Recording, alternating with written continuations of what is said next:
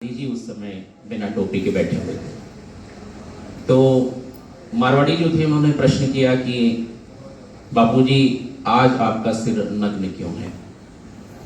तो गांधी जी ने बहुत मुस्कुराते हुए जवाब दिया कि लगभग 20 लोगों की जिसमें कैप या पगड़ी बन सकती थी उतना कपड़ा तो आप अपने सिर पर लिए हुए हैं, तो एक आप हो गए, बाकी 19 में मैं हूं। यानी कहने का अर्थ ये कितने सादगी भरे शब्दों में एक संदेश उन्होंने दिया। और जब भी हम गांधी जी का चित्र देखते हैं, आज भी हम इस बच्चे को देखें तो आधा शरीर ऊपर का वस्त्रहीन रखा हुआ है, क्योंकि गांधी जी ने एक संकल्प लिया था कि जब तक इस देश के अंतिम नागरिक तक मैं भोजन, जल, धरा, वस्त्र को उपलब्ध न करा दूं, तब तक मैं इस देश की आजादी को परिपूर्ण नहीं मानूंगा। एक संकल्प उन्होंने लिया था। इसी संकल्प में सहयोगी हैं खादी ग्रामोद्योग संस्थान वर्धा में, इनका मुख्य केंद्र है।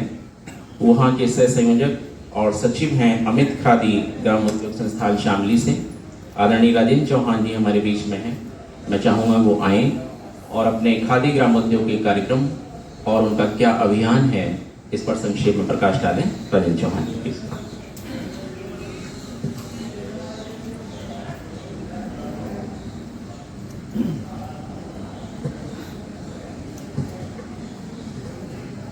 यहाँ सभा में आज उपस्थित हमारे जिले के मुख्य और मुखिया और सभी तरह के प्रबंधन करने वाले इस सभा में, और उपस्थित सभी कर्मचारीगण, उपस्थित सभी हमारे संस्था से स्टाफ, सभी को नमस्कार। मुझे अभी इतना आइडिया नहीं था कि मेरा नंबर अभी आ जाएगा। मैं सोच रहा था शायद 2-4 मिनट बाद आएगा, लेकिन कोई नहीं। अभी हम गांधी जी की जयंती हर साल 2 अक्टूबर को मनाते ही हैं। हम क्या मनाते हैं, सभी पूरे देश में सभी अपने अपने तरीके से जैसा जिसको व्यवस्था हो पाती है मनाते ही हैं। हम सब भी अपने जब घर से बाहर जाते हैं तो अपने परिवार का परिचय देते हैं, गांव से जाते हैं तो गांव का परिचय देते हैं, और गांव के बाहर फिर स्टेट का या अपने जो भी प्रसिद्ध हमारे आसपास लोग होते हैं उनका परिचय दे करके हम अपनी बात शुरू करते हैं। महात्मा गांधी जी ऐसे महान व्यक्ति कहें क्या कहें कि आप देश छोड़िए, स्टेट छोड़िए, घर छोड़िए, पूरी दुनिया में चले जाओ तो इनका परिचय देने के बाद आपका परिचय शुरू होता है। और ये वर्षों से चला आ रहा है, शायद युगों तक चलेगा। इनकी जो व्यवस्था थी वो हम शब्दों में बड़ी, या मैं कहूँ या कोई और भी कहे, शायद वो बहुत ही सूक्ष्म बात है। आज लाल बहादुर शास्त्री जी का भी जन्मदिन है। ये भी कहीं ना कहीं उन्हीं से प्रेरित हुए होंगे। उनके बाद जब हमारा मुखिया एक जिस तरह की हमारी सोच हो उनकी होगी, ऐसे ही नीचे के वालों की सोच होगी।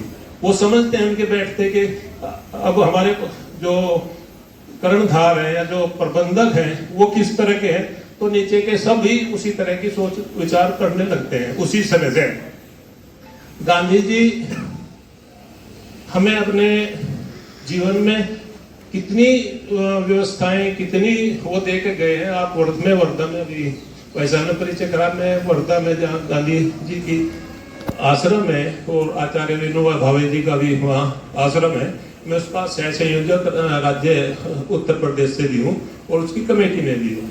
क्योंकि हर साल वहाँ एक प्रोग्राम होता है, तो मुझे जो हमने किताबों में पढ़ा था तो उतना ही पढ़ा था कि 2 अक्टूबर को गांधी जी की जयंती है। उस दिन उन्होंने ये किया था, आंदोलन चलाए थे। जो किताबों को मैं पढ़ा था वही हमारी समझ में था। लेकिन जब हम वहां पे गए, वहां कुछ ऐसी चीजें थी जो किताबों में भी नहीं है और हमने सुना भी नहीं था।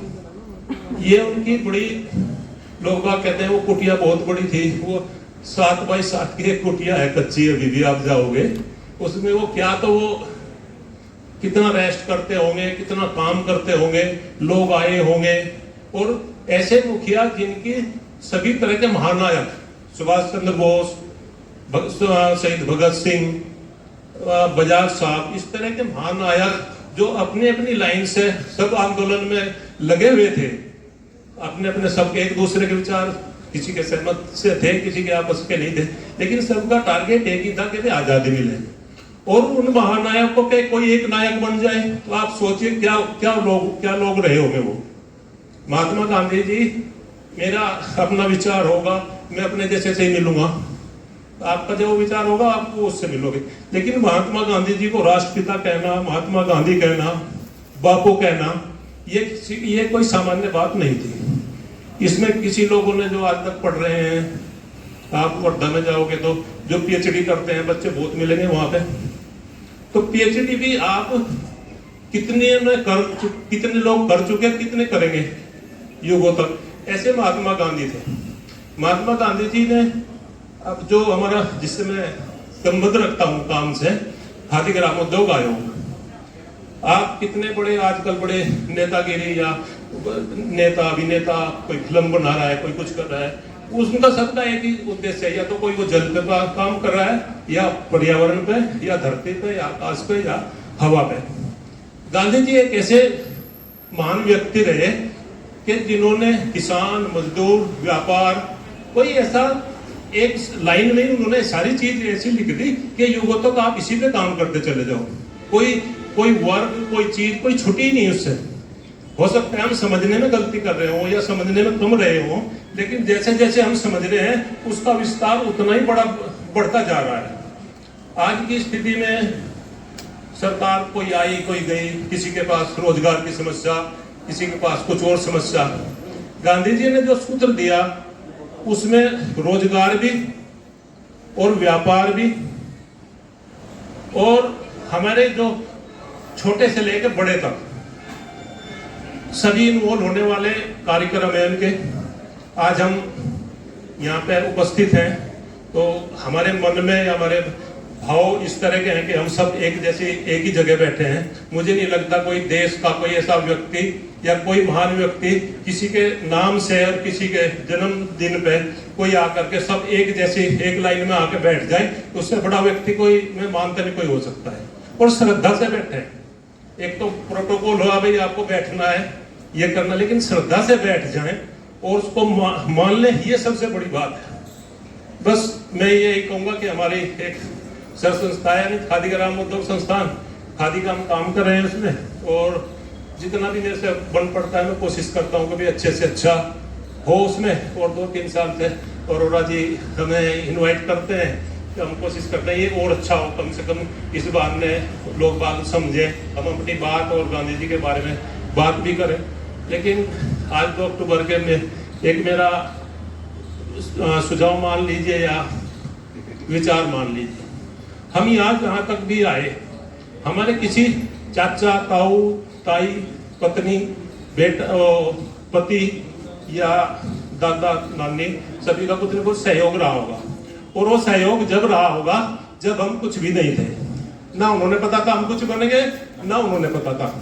हमने सारी रातें किताबें पढ़ी या जाग कर बिताई, हमें पता था हमने क्या करना, लेकिन उन्हें कुछ नहीं पता था।